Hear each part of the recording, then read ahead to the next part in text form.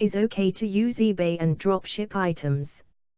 Yes, here's a step-by-step way to become a successful dropshipper. Make sure to jot down notes, I'll give you a second. My name is Alex, your e-commerce Empirez instructor. 1. Sign up for an eBay account at the eBay homepage. Click the register link and enter your personal information, preferred eBay ID and a password. Click submit. 2. Read the pre-sale listings, eBay's term for drop shipment policy on eBay. It spells out the guarantees you must provide as well as listing requirements. 3. Research the different drop shippers available.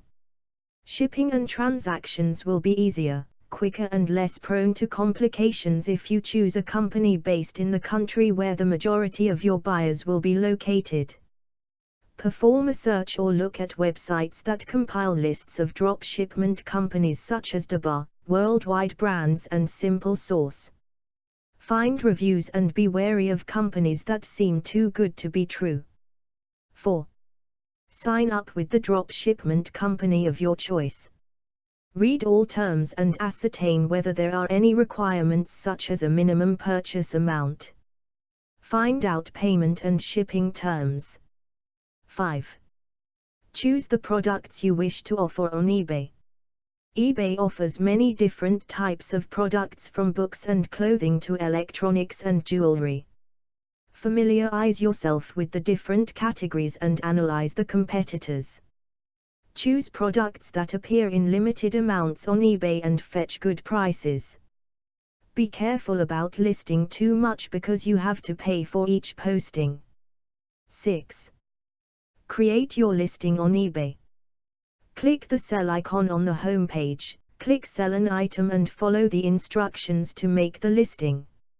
Most dropshippers provide you with photographs and descriptions, but these may be the same as other listings on eBay using the same dropshipper. To differentiate yourself and give yourself a competitive advantage, create your own description and take your own photographs. 7. Choose the price and details. Evaluate the prices competitors charge for similar products. You want to make the sale, but you also want to earn money. Experiment with different prices to find the best balance. Also consider how long you want the auction to run and the time of day you want it to end. 8. When an item sells, inform the dropshipper and pay for the item with a credit card, via PayPal or using another form of payment. The dropshipper ships the item directly to the customer. Is it okay to use Amazon as a FBA member and also dropship the items? How to decide on a product to dropship? Small businesses don't always have the capital, employees or storage space to amass and manage large quantities of inventory. For these companies, dropshipping where the product is shipped to the customer directly from the manufacturer or wholesaler can enable sales of a wide range of products without the expense of warehouse space and overhead costs. Just because your business doesn't incur an immediate charge for stock or storage doesn't mean you won't ultimately pay the price. Drop-shipped goods are often subject to increased markups, shipping and transportation costs.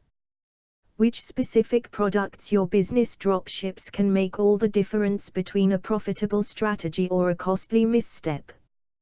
1. Review your historical sales data and trends to determine the number of products you sell and the frequency of product turnover.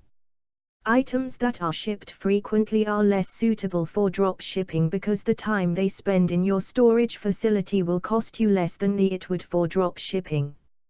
On the other hand, items sold infrequently waste money and space in storage and are more cost-effective when offered in a drop shipping arrangement.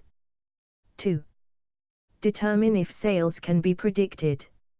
For example, a grocery store can be sure that toothpaste and diapers will sell relatively predictably, but haute couture fashion or the latest hot trend in electronics is a much riskier prospect for any store. Dropship these high-risk items to minimize the chance you will spend a large amount of money on items that suddenly go out of style and are ultimately unsellable. 3. Consider the variety of the product you plan to offer and the range of items you will sell.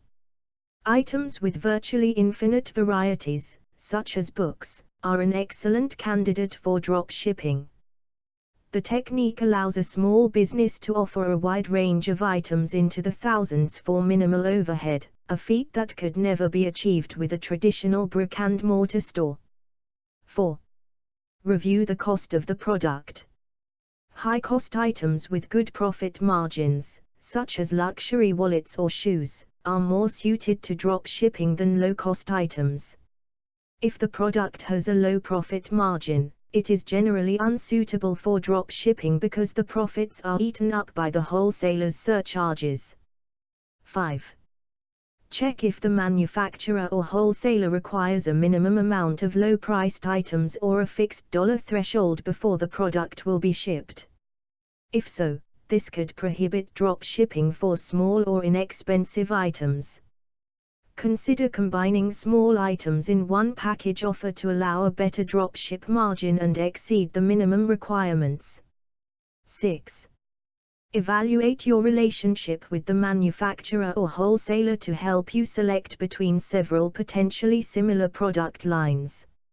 Assess the manufacturer's policy and practice with regard to shipping costs, your long-term relationship with the organization and its reliability and willingness to resolve issues. A breakdown in these areas can cost more in lost revenue than the costs of shipping, so selecting the products with the lowest dropship costs isn't necessarily the most cost-effective approach in the long term. 7. Evaluate your competition. Dropshipping can give your product assortment enough variety and selection that it gives you a competitive edge with regard to attracting and retaining customers.